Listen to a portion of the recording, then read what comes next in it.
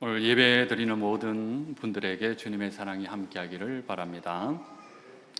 제가 초등학교 저학년 때 아주 오래전 이야기여서 언제인지만 기억이 나지 않지만 이런 일이 있었습니다. 캄캄한 밤이었는데요. 옆집에 살고 계시는 아주머니 한 분이 오셨습니다. 집에 밥이 없어서 배가 고파서 그러니까 저녁을 좀 달라 이렇게 부탁을 했습니다. 그러면서 그날 있었던 일을 이야기를 했는데 너무 인상적이었습니다. 내가 저기 읍내에 급한 일이 생겨서 돈 100원을 가지고 갔다. 그래서 읍내에 도착해서 전화 한 통화하고 편지 하나 붙이고 그리고 기억에 나지 않지만 한 가지 일을 하니까 돈 100원이 다 없어졌다. 그래서 저녁을 먹지 못하고 다시 산을 넘어왔다.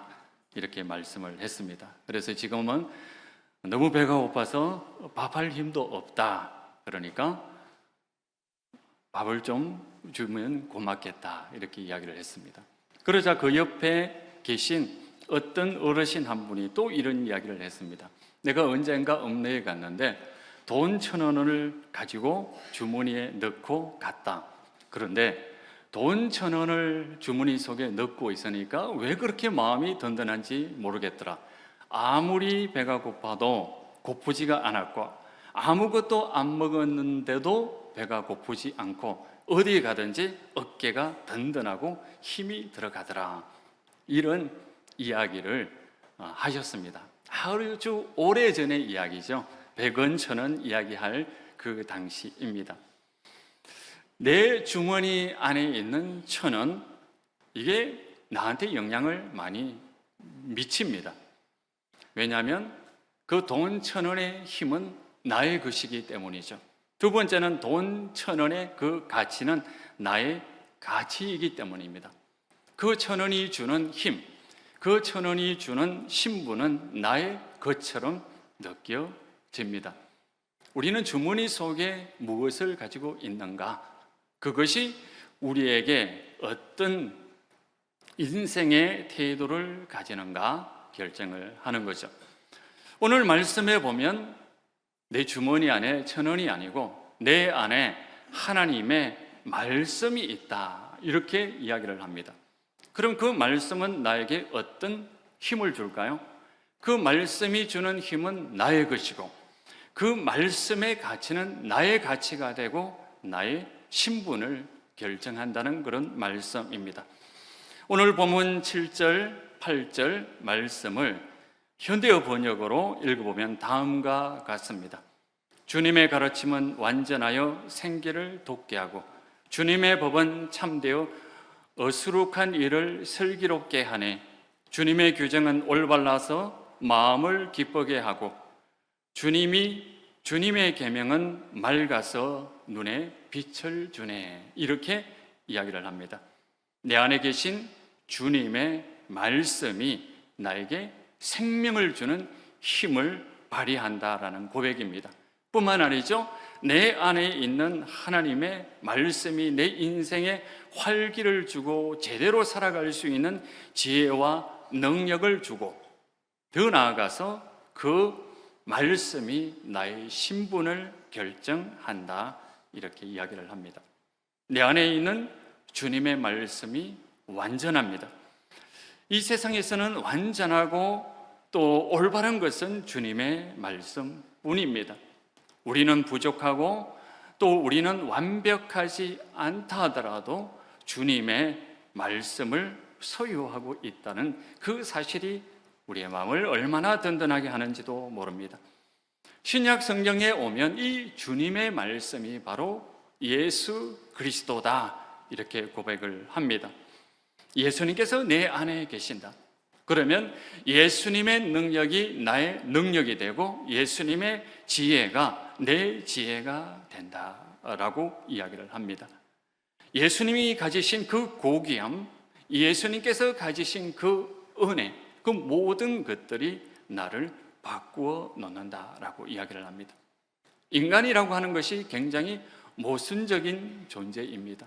어떻게 생각하면 인간이란 굉장히 고귀하고 존임하고 존엄하고 아무도 손댈 수 없는 그런 어떤 덕스러움을 가지고 있고 완벽한 아름다움을 구현해내는 그런 인간. 그러나 그 반면에 우리 마음속에는 어두운 욕망이 있고 어두운 뭔가 열정이 있고 그것이 우리의 삶을 굉장히 모순으로 떨어뜨리는 그 비열함을 또한 우리는 가지고 있습니다. 그런데도 우리가 예수 그리스도께서 우리 안에 있다는 이 사실이 우리를 희망을 가지며 살아가게 합니다. 믿음의 사람이라고 한다면 우리의 겉모습은 다 짐승처럼 연약하고 부족한 사람들이다라고 하는 것을 고백을 합니다. 우리의 겉모습은 사도 바울의 고백처럼 질그릇 같은 그런 존재입니다. 굉장히 불완전하고 굉장히 연약하고 굉장히 겉으로 보기에는 완벽하고 강하게 보여도 언제 부서질지 모르는 연약한 백성들이 바로 우리들입니다. 우리는 질그릇 같은 그런 존재입니다. 믿음의 사람들은 우리의 겉모습이 질그릇이다라고 하는 것을 고백을 당연하게 여기지만 그러나 교회 사적으로 보면 끊임없이 자기 자신을 검그릇이나 은것으로 여기는 사람들이 많았습니다. 그래서 교회사라고 하는 것이 교회사의 갈등을 재정의한다면 금그릇과 질그릇의 다툼, 갈등 이렇게 이야기할 수도 있을 겁니다. 그런 갈등이 가장 먼저 나타난 사건이 바로 사도 바울 때입니다. 예수님 이후에 가장 먼저 생겨난 갈등이라고 할 수가 있겠죠. 고린도 교회는 날마다 내적으로 외적으로 성장하면서 많은 갈등을 겪게 되었습니다. 그 중에서도 가장 큰 갈등은 뭐냐면 바로 사도 바울에 대한 지도력에 관한 갈등이었습니다. 사도 바울이 과연 사도라고 할 수 있는가라고 하는 그것입니다. 사람들은 사도 바울을 공격했습니다. 이 세상에서 가장 치사한 공격이 뭔지 아시죠? 외모를 가지고 공격하는 거거든요.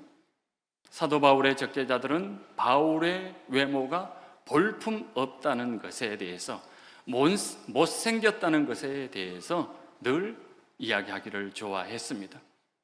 못생겼으면 말이라도 잘해야 되는데 말도 잘못합니다. 말도 더듬습니다. 볼품 없는 외모에다가 눌변이다 보니까 권위가 전혀 느껴지지 않았습니다. 그래서 사람들은 사도 바울은 정말 사도라고 할 수 없다 이렇게 비난을 퍼부었습니다.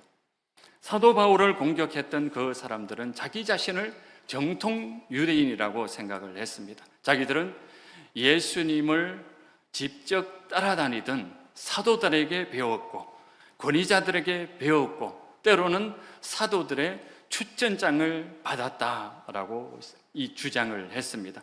그래서 자신들은 육신적으로도 정말 자랑과 업적을 내세울 만한 그런 사람들이다라고 이야기를 했습니다. 그래서 그들은 믿음을 가졌다라고는 겉으로는 그렇게 말한다 할지라도 속으로는 자신의 명예를 쫓는 사람이었습니다. 여러분들이 사도 바울이라고 하면 이 공격에 대해서 어떻게 방어를 하겠습니까? 사람은 본능적으로 이렇게 이야기를 하겠죠. 사실은 내가 참 많은 것을 배웠어.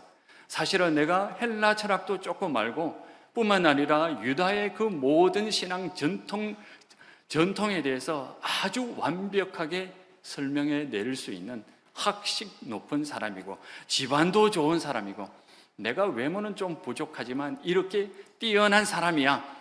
본능적으로 이렇게 하겠죠. 그런데 사도 바울은 사도 바울을 공격하는 사람들에게 그래, 나는 못생겼고 연약한 질그릇에 불과한 볼품 없는 사람이다. 이렇게 이야기를 했습니다. 그러면서 사도 바울은 한마디 덧붙입니다. 고린도후서 4장 7절에 보면 우리가 이 보배를 질그릇에 가졌으니, 내가 이렇게 볼품 없고 정말 연약한 사람이지만, 그런데 내 가슴 속에는 예수 그리스도라고 하는 보물을 가진 존재다, 이렇게 이야기를 합니다. 예수 그리스도가 내 안에 있기 때문에 예수 그리스도의 힘과 지혜가 나의 것이고, 예수 그리스도의 그 고결함이 나의 고결함이고, 예수 그리스도가 내 안에서 나를 위해 모든 것을 희생하셨고 죽음조차도 불사하셨던 그 모든 사랑이 내 안에 있다면, 내가 도대체 외모가 질그릇 같은 또는 볼품이 없던 그것이 무슨 상관이냐, 이렇게 응대를 했습니다. 대단한 믿음이죠. 아마 우리도 이런 믿음을 가졌다면 얼마나 좋겠습니까? 성경을 돌이켜보면 구약시대나 신약시대의 모든 사람들이, 믿음의 사람들이 바로 이렇게 살았습니다. 아브라함이라든지 야곱, 요셉, 모세, 다윗, 이 모든 사람들이 자신의 겉모습은 정말 볼품 없다 할지라도 우리 안에 하나님께서 계시기 때문에 그 하나님의 힘, 하나님의 은혜로 살아가는 사람들이고, 그것이 바로 하나님의 사랑과 능력이다, 내 신분이고 내 고결함이다, 이렇게 이야기를 했습니다. 계속해서 사도 바울은 고린도후서 4장 10절에 보면 예수의 생명이 또한 우리 몸에 나타나게 하려 함이라. 이 말씀이 뭔가요? 내가 질그릇이라고 고백을 할 수만 있다면 그 고백을 통하여 예수님의 능력이 나타난다는 겁니다. 우리 안에 예수님이 계시지만 그것이 자동적으로 나타나는 것이 아니고, 우리가 우리의 질그릇임을 고백할 때만이, 내가 연약하고 내가 볼품 없다는 것을 고백할 때만이 예수님의 그 생명과 능력이 나타난다는 겁니다. 사도 바울이 어떤 사람이었습니까?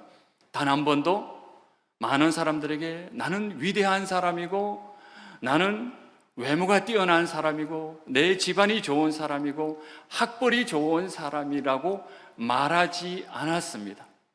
늘 연약하고 부족함을 이야기했지만 그의 활동은 하나님의 영광을 나타내기에 부족함이 없는 그런 삶을 사셨던 분이 바로 사도 바울입니다.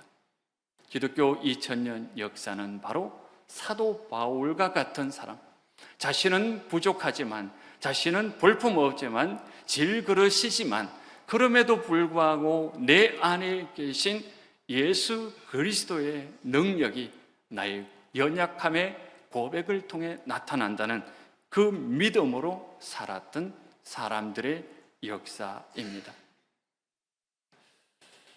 며칠 전이 바로 광복절이었습니다. 하나님께서 다시 한번 우리 민족에게 빛을 회복해 주는 귀한 날이었습니다. 예수 그리스도가 우리 안에 있다라고 하는 그 믿음으로 우리 민족의 광복에 크게 도움을 준 한 분을 소개하고자 합니다. 양반과 상놈의 질서가 엄격했던 1895년 무렵에 서울 관자골, 지금의 관운동 부근에 백정마을이 있었습니다. 거기에 박성춘이라는 백정이 살았습니다. 그가 중병에 걸려서 죽을 위기에 처했습니다. 그 당시 한국 의료 수준은 그를 도저히 살려낼 수가 없었습니다. 그때 예수교 학당에 다니는 학생이 있었는데 그 학생의 이름이 박봉출입니다. 이 박봉출은 사무엘 무어 선교사, 그러니까 학교장이라고 할 수 있겠죠. 무어 선교사님에게 자신의 아버지는 백정이고 지금 중병에 걸려 죽을 위기에 처했습니다 라고 하는 그 이야기를 전했습니다. 무어 선교사님은 그 당시 올리브 에비슨이라고 하는 선교사님을 데리고 관자골에 찾아갔습니다. 그 당시 에비슨은 고종 황제의 의사였습니다. 시의가 백정 마을에 나타나는 것이 처음이었다고 합니다. 에비슨은 정성스럽게 박승춘을 치료를 했습니다. 이런 정성스러운 치료를 통해서 박승춘은 회복되었습니다. 그리고 내가 죽었다가 살아난 목숨이었는데 내가 은혜를 갚아야 되겠다. 내가 교회에 다녀야 되겠다. 그래서 그 당시 양반 마을에 있는 교회에 나가기 시작을 했습니다. 양반들이 있었으니까 당연히 백정이 교회에 나왔으니까 어떻게 반응했겠습니까? 어떻게 양반 교회에 백정이 있단 백정이 올 수 있단 말입니까? 무어 목사님, 제발 저 사람을 다른 교회에 보내주십시오. 그러자 무어 목사님은 하나님 앞에 모든 인간이 평등한데 모두 다 예수 그리스도의 사랑 안에 있는 사람인데 내가 어떻게 그를 돌려보낸단 말인가? 거절했습니다. 그러자 그 교회에 있던 모든 양반들은 교회를 나가버렸습니다. 그리고 따로 교회를 차렸습니다. 교회가 갑자기 텅 비게 되었습니다. 박성춘은 나 때문에, 나라는 이 백정 한 사람 때문에 교회가 텅 비어 망하게 되었구나. 내가 어떻게 하면 좋을까? 자신의 마을에 가서 예수 그리스도를 전도하기 시작을 했습니다. 백정으로 태어난 사람인데도 사람 대접해주는 종교가 있더라. 우리 교회에 다 가보자. 저 첩들이 많은 마을에 가서 첩들에게 전도를 했습니다. 우리도 인간 대접을 해주는 신이 있더라. 우리 교회에 한번 가보자. 그래서 그 교회가 다시 양반이 떠난 교회에 첩들과 백정들이 모여 있는 교회라고 교회가 되었습니다. 그러자 전에 떠났던 양반들은 그 교회를 첩장교회, 첩과 백정이 있는 교회라고 비난을 했습니다. 그런데요, 박승춘이 섬기는 교회, 본당골 교회는 계속해서 성장을 했는데 양반들이 나가서 따로 세운 교회는 3년 안에 위기에 맞았습니다. 그래서 할 수 없이 다시 본당골 교회에 다시 들어오게 되었습니다. 그때 다시 이름을 고치고 새롭게 건축을 했는데 그 교회가 지금의 성동교회입니다. 그리고 1911년 성동교회에서 처음으로 장로를 선출하게 되었습니다. 양반도 후보자로 나왔습니다. 누가 장로가 되었을까요? 바로 박성춘 성도가 박성춘 장로가 되었습니다.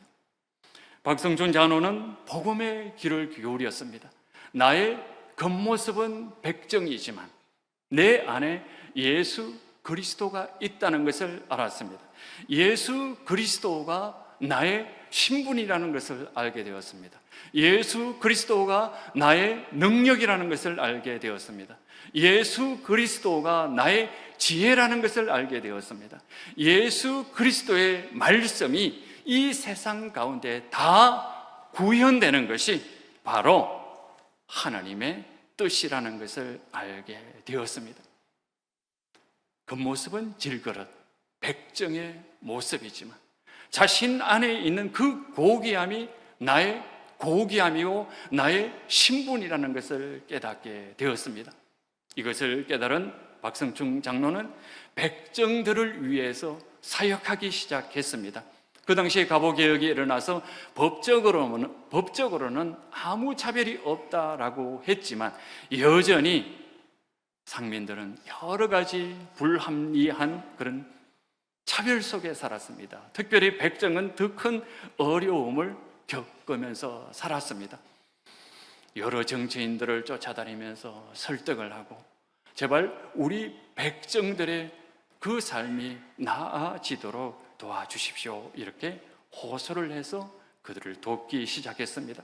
그리고 박성춘 장로는 독립협회가 주관한 관민공동회에 연사로 등장을 해서 한번 생각을 해 보십시오. 1910년대입니다.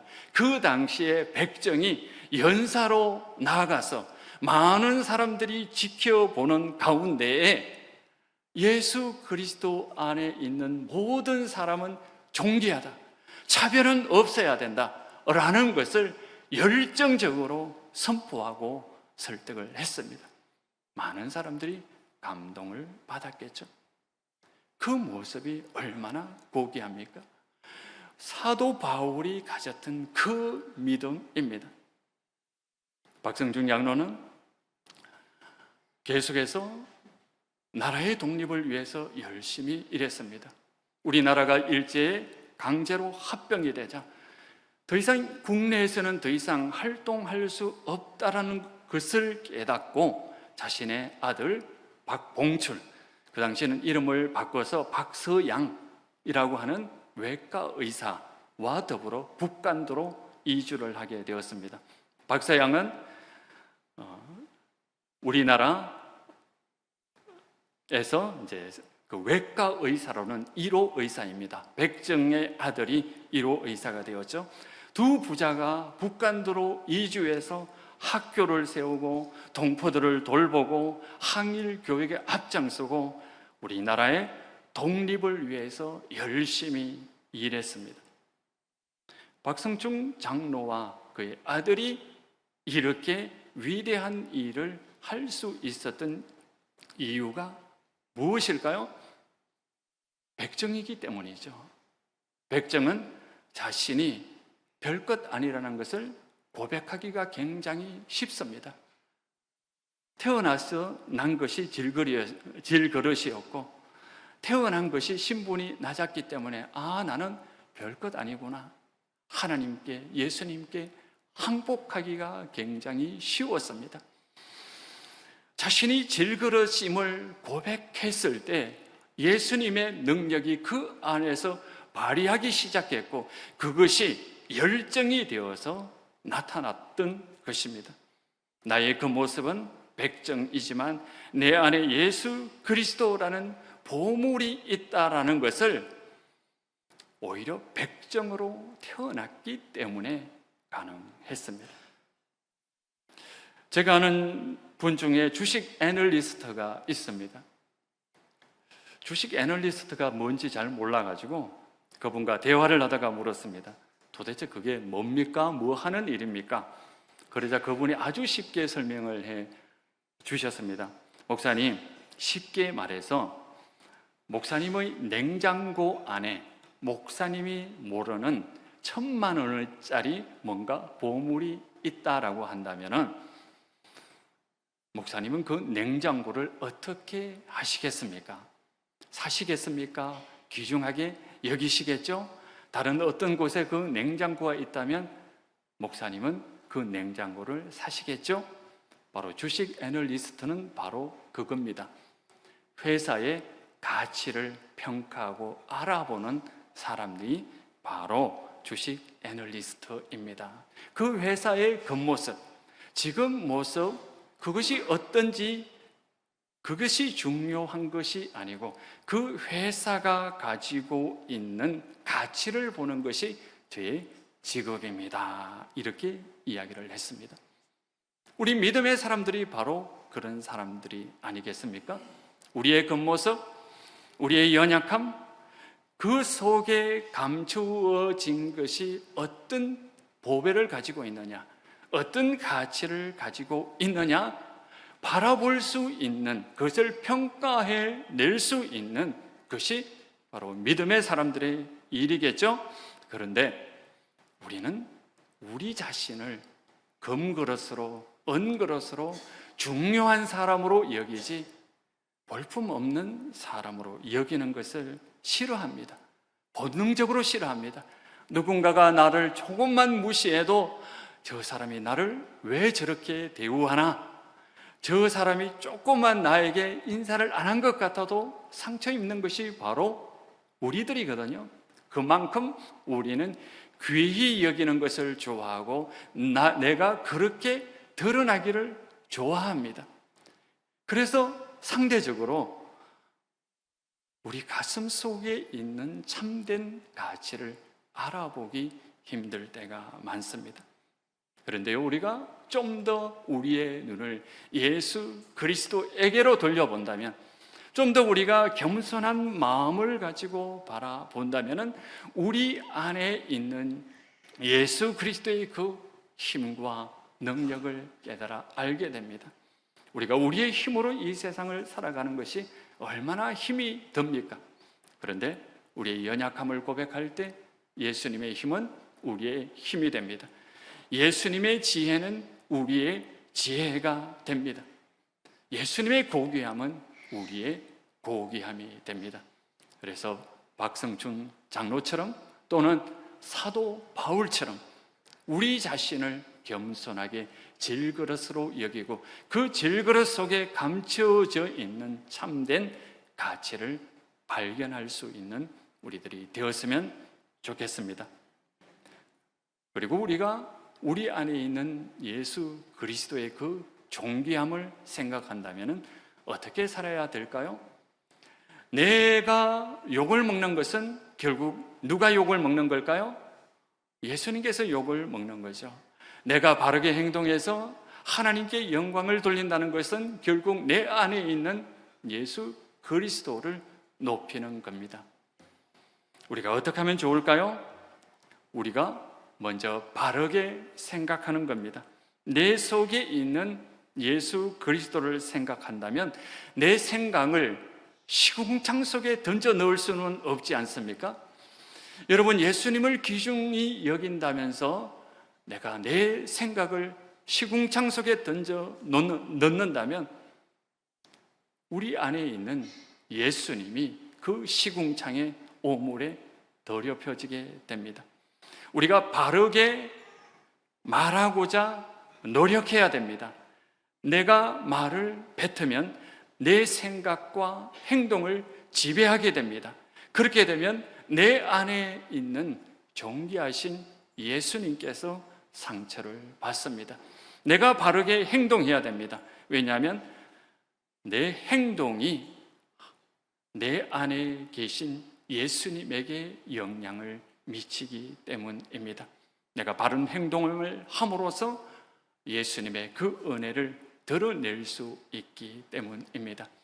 우리는 질그릇 같은 존재입니다.